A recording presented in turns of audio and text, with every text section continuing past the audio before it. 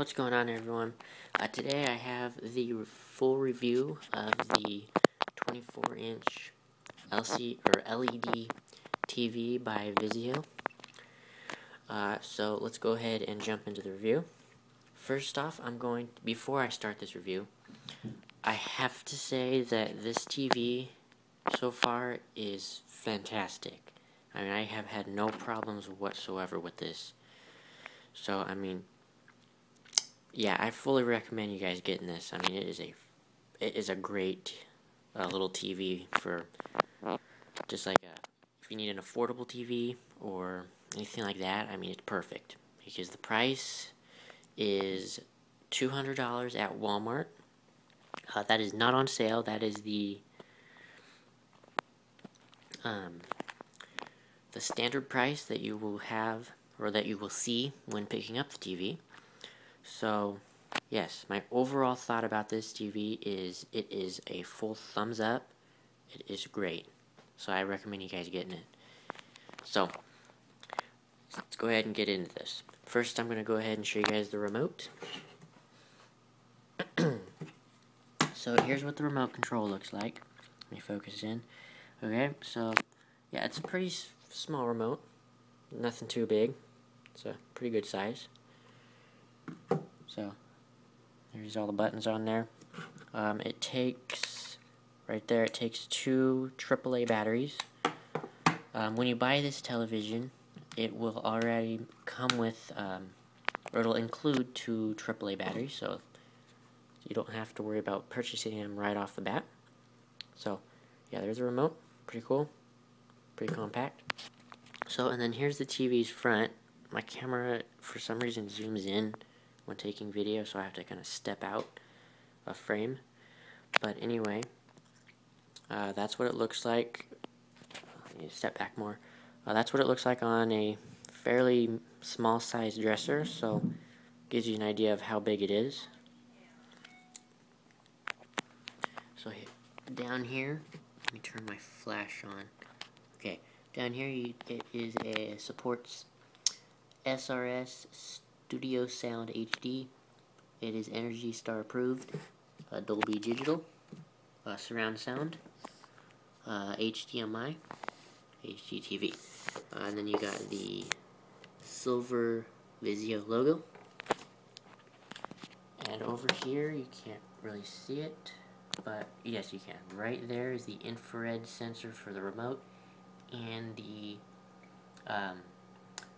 LED light that it'll turn on when the TV is turned on to let you know when it's turned on. I said turned on twice or 3 times, but who cares? And it's already dusty. Wow, I did not notice that. But yeah, the reason for that is because the entire edge of the TV is a glossy finish. So any touch of it or dust or anything like that is going to put some serious fingerprints on it, which I don't particularly like, but I mean, what can you do? Also, the same thing with the stand. The stand is also a very glossy finish, so it's going to collect a lot of dust and fingerprints as well. So, moving to this side, you guys can tell that it is very, very thin right here. That's extremely thin. You can tell why they call it, not sure what that was. You can certainly tell why they call it Razor LED. I mean, it is razor thin. So, but yeah, anyway, nothing on this side. Going to the back, we have all of your inputs and outputs. Before I get to that, I'm going to go over here. You have 4 screw holes, one there, there, and there. So you can mount it on a wall mount, which is pretty cool. Let me go ahead and take this cord out. Anyway, starting at the top, we have a headphone jack, 3.5 millimeter. You have your cable / antenna port. Right here, you have your left and right audio. You have your Y/V, PB, and PR, which these are for your component cable. It says right there. And then you have a PC audio port, a VGA, or as it says, RGB, That's for your PC screen. Then you have a single HDMI port. It only has one HDMI, which you really don't need more than one on this TV. But I mean, there might be people that need two or more. So if that's the case, I suggest you guys.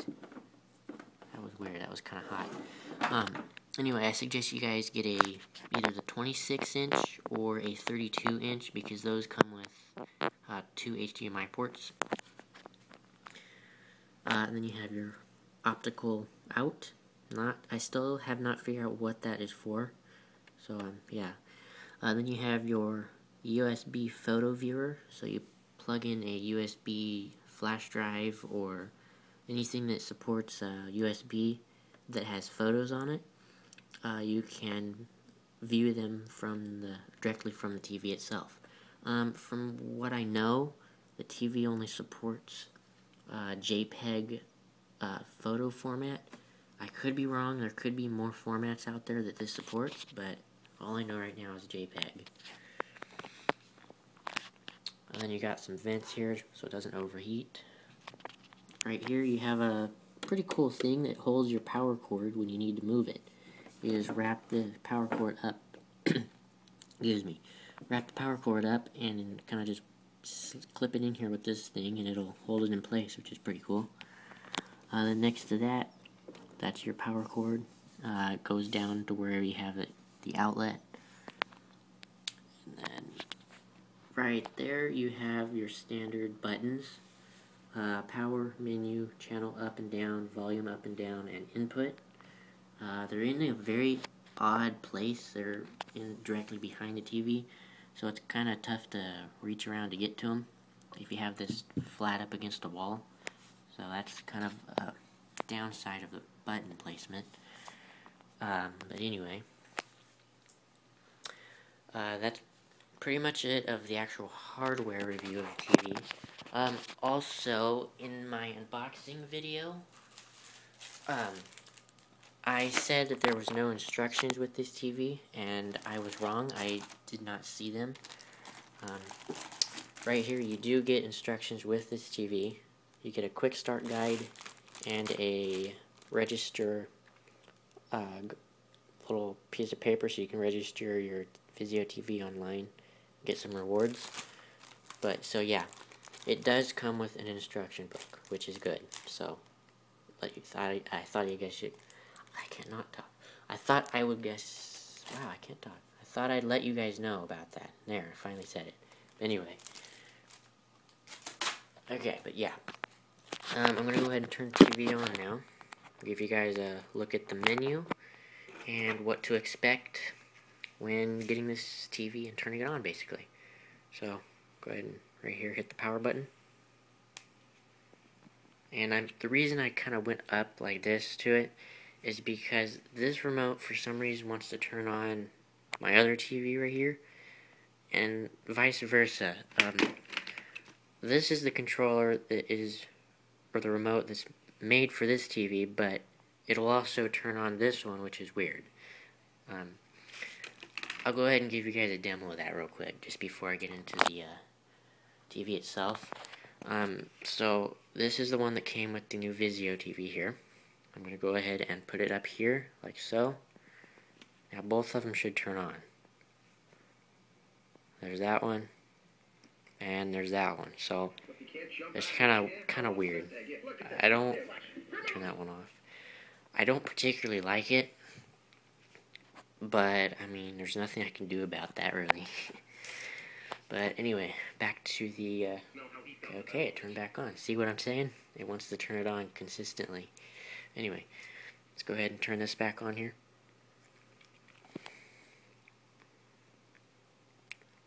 Let it start up or turn on. It's on HDMI input right now. And there's no signal.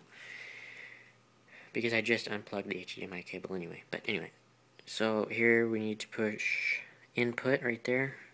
Do that. If this is how you switch input modes. Oops, like that. But anyway, now I'm going to show you guys the menu. So hit the menu button. It'll bring up this little sidebar here, which is really nicely laid out. You can just go through and do all your settings that you need. So first thing you have input, your picture mode. Oops, I can't select on that, but anyway, your right there is your captions. They're subtitles basically. Then you have right there sleep timer, picture settings, audio settings, overall settings, the media viewer, that's for the USB port to view the photos, and help. So I already showed you guys input. Let's go to the picture mode. Let me plug in that HDMI cable back in there. Oop, fell behind there. There it is.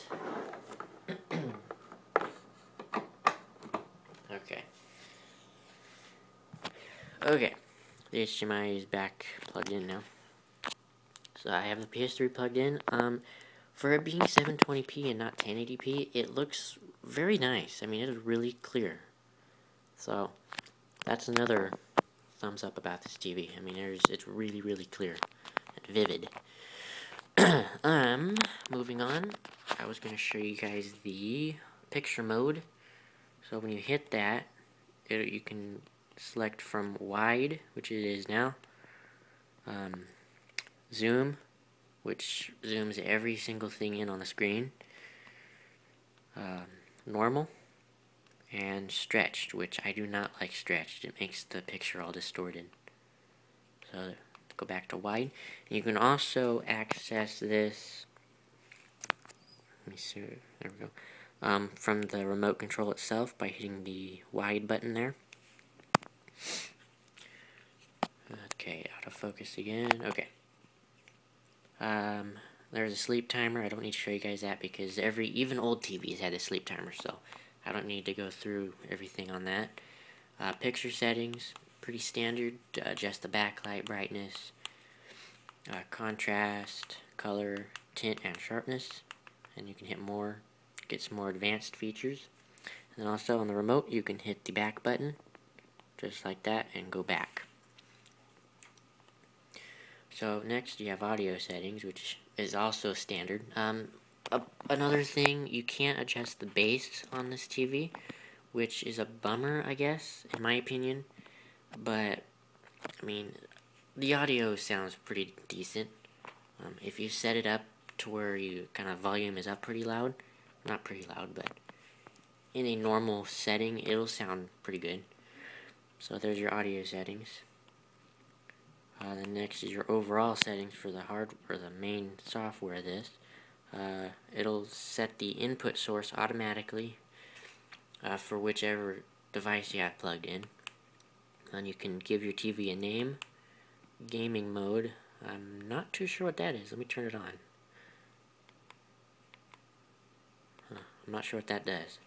Anyway, then you can change the language, the time and local settings, and CEC settings. Also, not sure what the CEC is. So let's go back. This is the media viewer. If you were to have a USB plugged in, it'll show the name of the USB device right in this blank area. But it says no media detected. And then the help button just gives you some quick info on things you need to know. Like system info. Wow, that dog is loud. System info, reset TV settings, clear memory, and, well, I didn't know it had memory, that's weird. And start setup wizard. So it's pretty cool. System info just gives all that stuff. I want to go back. Okay. Anyway, so that's pretty much it of the menu. Then you can hit this button here to exit. It's always out of focus. Exit right there. Like that. And then that's pretty much it. If you were to have a DVR on this, you'd be able to record and play and pause straight from this remote, which is pretty cool. Then you have this big button in the middle of the remote, which when you hit it, it directly brings up the media viewer, which is pretty cool. It's got a good shortcut there. And then another thing on here, where'd it go? Oh well, I guess that was it on there. But anyway, you could adjust the guide by hitting guide button, and it'll show your stuff up there. For some reason, it supports 1080p when the PS3 is on the home screen. I'm not too sure why that is, but it's pretty cool that it does, because this TV over here does the exact same thing with that. But as soon as I start a game on this, it'll switch over to 720p, which is pretty cool. And I believe that it can go up as high as 1080i. They don't advertise that, but I believe that it can do that. That's probably why you see the that's probably why you see 1080p right there. It's probably just in 1080i resolution right now. So yeah, that's pretty much it of this. There was one thing I was gonna show you guys. Oh yeah, the audio. Give you guys a quick demonstration of the audio you can expect from this TV. Actually, no, I'll save that for another video. So, yes, thank you guys for watching. Hit the subscribe button right there. Thumbs up. Comment below if you have any questions whatsoever. I will be sure to answer them. So, yes, stay tuned for my next video. Peace out, everybody.